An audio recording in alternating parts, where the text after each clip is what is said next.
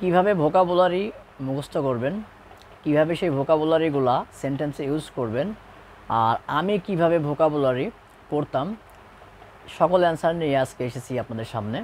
So আসসালামু আলাইকুম my dear respected brothers and sisters, hope that you are doing great and alhamdulillah I'm also fine by the grace of Almighty Allah. So today I'm going to tell you about vocabulary, that how can you be expert in vocabulary, how can you memorize thousand vocabulary, and today I'm going to share with you the best way of learning vocabulary. So আজকে আমি আপনাদেরকে vocabulary লার্নিংয়ের A to Z বলবো, এবং হচ্ছে সবচাইতে সহজ উপায়ে কীভাবে আপনি ভোকাবুলারি আয়ত্ত করবেন, হাজার হাজার ভোকাবুলারি আয়ত্ত করবেন, সেটাই আপনাদেরকে বলবো, এবং আমি কীভাবে ভোকাবুলারি আয়ত্ত করতাম সেই জার্নিটা আপনাদেরকে জানাবো। সো আমি লাস্ট ভিডিওতে আপনাদেরকে বলেছিলাম যে স্পোকেন ইংলিশের জন্য, মানে ইংরেজি ভাষার জন্য বা যে কোনো ভাষা শেখার জন্য 6টি কাজ আমাদেরকে করতে হবে। সেটা হচ্ছে কি, যে first is listening, speaking, reading, writing, grammar and vocabulary. So আজকে স্পেসিফিক্যালি ভোকাবুলারি নিয়ে কথা বলবো। So first is listening. যখন আপনি লিসেনিং করবেন তখন আপনার ভোকাবুলারিতে কনসেন্ট্রেশন করলে হবে না, জাস্ট লিসেনিং করতে হবে। লিসেনিং করবেন জাস্ট বোঝার জন্য যে টপিক্সটাতে কী বলা হচ্ছে, নেটিভ স্পিকাররা তার কনটেক্সটটা কী, সে কী বোঝাতে চেয়েছে, এটা আপনাকে ফোকাস করতে হবে লিসেনিংয়ের সময়।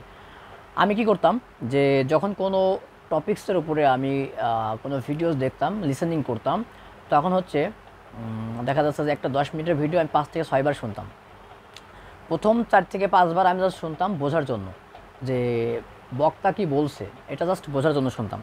তারপরে লাস্ট 2 টাইমস আমি যেটা করতাম সেটা হচ্ছে যে আমি তো সাবটাইটেল সহকারে শুনতাম, দেখতাম। তখন হচ্ছে যে কয়টা ওয়ার্ড আছে যেগুলো হচ্ছে আমি জানি না, কয়টা ওয়ার্ড আছে যেগুলো আমার কাছে নিউ। সো ওই ওয়ার্ডগুলো থেকে আমি করতাম কি, দেখা যাচ্ছে যে 10 মিনিটের একটা ভিডিও দেখে পুরো ভিডিওতে আমি কয়েকটা ওয়ার্ডস পাইতাম, 10টা থেকে 15টা ওয়ার্ডস পাইতাম, যেগুলো হচ্ছে আমার কাছে আননোন ওয়ার্ড। সো আমি করতাম কি, 10টা ওয়ার্ডই পড়তাম না। এখান থেকে আমি ফাইন্ড আউট করতাম যে কোনগুলা খুব ইম্পর্টেন্ট, কোনগুলো ডেলি ইউজ, দৈনিক আমরা ইউজ করি, কোনগুলো আমাদের লাইফের সাথে ওতপ্রোতভাবে জড়িত, আর কোনগুলো দেখা যাচ্ছে যে অ্যাভয়েড করা যায়, যেগুলা নো নিড, জাস্ট কনটেক্সে চলে এসছে, মানে অতটা প্রয়োজনীয় না, যেটা ডেলি ইউজ হয় না, এ ধরনের ওয়ার্ডগুলো আমি অ্যাভয়েড করতাম। আর যেগুলো ডেলি ইউজ, এরকম 4 থেকে 5টি ওয়ার্ডস থাকতো, সেগুলো আমি করতাম কি, আমার হচ্ছে গুগল নোটে, প্লে স্টোরে যে অ্যাপ্লিকেশনটা পাওয়া যায় নোটবুক, ওই নোটবুকে আমি হচ্ছে লিখে রাখতাম, অথবা আমার কাছে সবসময় আমার বেডে একটা চিরকুট একটা পেন থাকে, একটা ডায়েরি একটা পেন থাকে, সেইখানে হচ্ছে আমি এগুলো লিখে রাখতাম।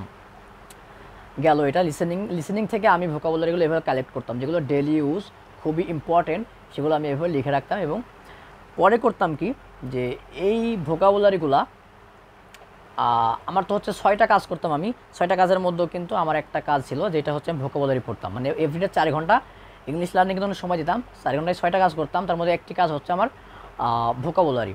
সো এই যে লিসেনিং থেকে যে আমি ভোকাবুলারিগুলো পাইলাম, এখান থেকে আমি যে কোনো একটি ওয়ার্ডস নিয়ে একদিন কাজ করতাম, মানে আধা ঘন্টা দিতাম ভোকাবুলারির পিছনে, তার মধ্যে আমি একটি ওয়ার্ডস একদিন কাজ করতাম, মানে একটি ওয়ার্ডস নিয়ে পুরো একদিনের জার্নি আমার একটি ওয়ার্ডের উপরে হতো।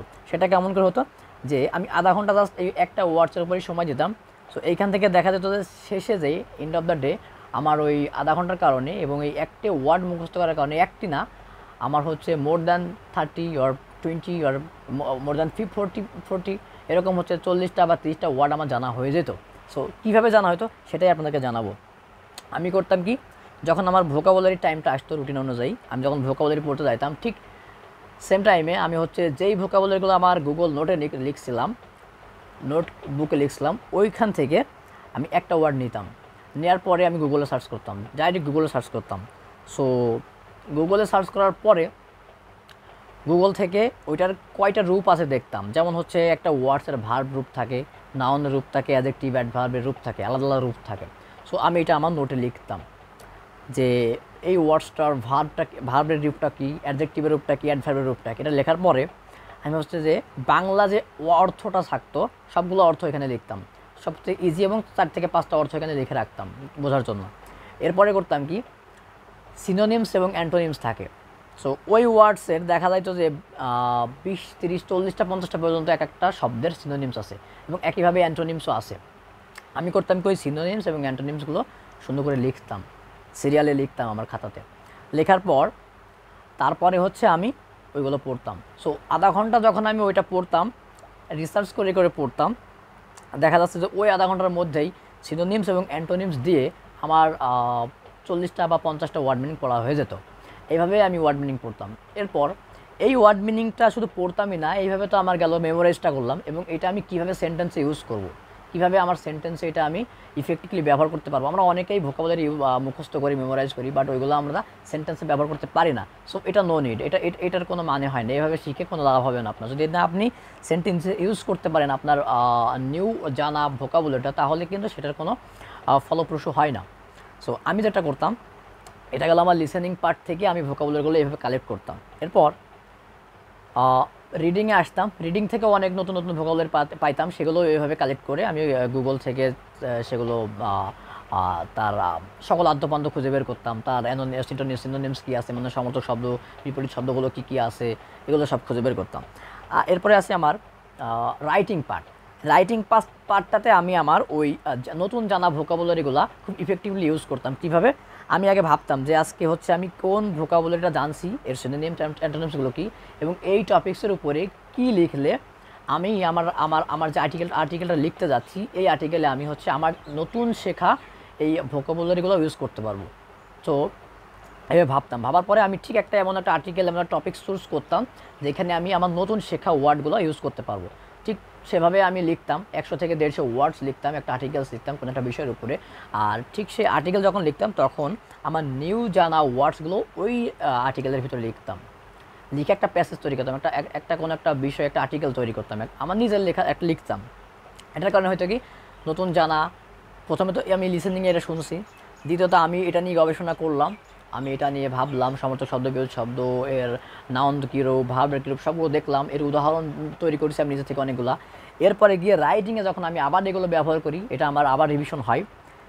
অ্যান্ড দেন লাস্টে যে যখন আমি স্পিকিং প্র্যাকটিস করি, তখন ঠিক যখনই হচ্ছে এরকম কোনো একটা ওয়ার্ড প্রয়োজন হয় আমাকে বলতে হবে, তখন না ওই যে আমি তো একটা ওয়ার্ড শিখি নাই, একটা ওয়ার্ডস থেকে আমি কিন্তু ওই সিনোনিম এবং অ্যান্টোনিম সহকারে 25 থেকে 30টা ওয়ার্ডস আমার ভিতরে রয়েছে। সো ঠিক যখন আমি স্পিকিংয়ে কথা বলতে যাই, তখন আমার কিন্তু ওই 25-30টা ওয়ার্ডস দরকার হয় না, আমার একটা ওয়ার্ড দরকার হয়।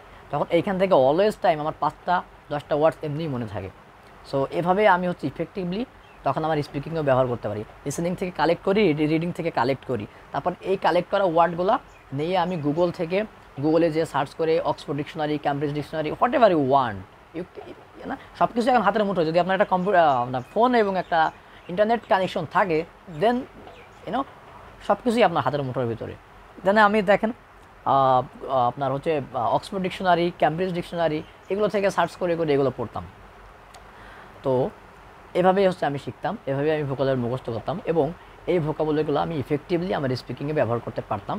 এবং যার কারণে আমি অনেক অ্যাডভান্সলি, মানে অনেক অ্যাডভান্স শোনা যাইতো কথা স্পিকিংটা, কারণ নিজেই অনেক অ্যাডভান্স ওয়ার্ড ইউজ করতে পারতাম। যেমন হচ্ছে একটা ওয়ার্ডসের তো অনেক সিনোনিমস অ্যান্টোনিমস থাকে। আমি যদি একটা উদাহরণ দিই আপনাদের, যেমন হচ্ছে ওয়ান্ডারফুলের অনেকগুলো সিনোনিমস এবং অ্যান্টোনিমস আছে, মোর দ্যান 50টা। আপনি যদি শুধু ওয়ান্ডারফুলের সিনোনিমস এবং অ্যান্টোনিমস সহকারে মুখস্থ করেন, মোর দ্যান 50টা ওয়ার্ড আপনি মুখস্থ করতে পারবেন। যেমন ধরেন কোনো একটা বিষয়ে কোনো একটা পার্টনারের সাথে আমি স্পিকিং প্র্যাকটিস করতেছি, তখন আমার তার কথা কোনো কিছু আমার ভালো লাগছে, আমি তখন ওয়ান্ডারফুল বলবো, তাই না? সো ওয়ান্ডারফুল যখন আমি পড়ছিলাম, তখন কিন্তু আমি সিনোনিমস অ্যান্টোনিমস সহকারে পড়ছি।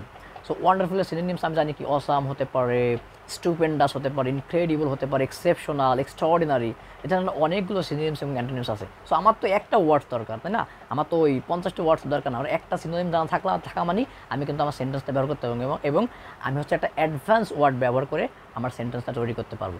এটা আমার লিসেনারের কাছেও সুন্দর সুন্দর লাগবে। সো এভাবেই আমি দিনের পর দিন পড়াশোনা করে এটা শিখছি। আর হচ্ছে আপনারাও যদি এভাবে শেখেন, তাহলে আশা করি যে আপনি শিখতে পারবেন। আর I think this is the right way, this is the easiest way to learn vocabulary. And এটা হচ্ছে আমি যখন দীর্ঘদিন ধরে এই পথে হাঁটতে না, মানে নিজে থেকেই ফাউন্ড আউট করতে পারছি যে আসলে this is the right way and this is the wrong way. So আপনিও যখন কোনো কিছু জানেন না, কোনো একটা পথে হাঁটা শুরু করছেন, পথটা অচেনা, হাঁটতে একটা সময় যে ওই পথটা আপনার অচেনা থাকবে না, এটা চেনা হয়ে যাবে। So just try to start from today, try to start from now, এখন থেকেই শুরু করেন, আজকে থেকেই শুরু করেন, আপনিও পারবেন ইনশাল্লাহ। দেখা হবে বিজয়ের মাঠে। আসসালামু আলাইকুম, take care, best of lakh.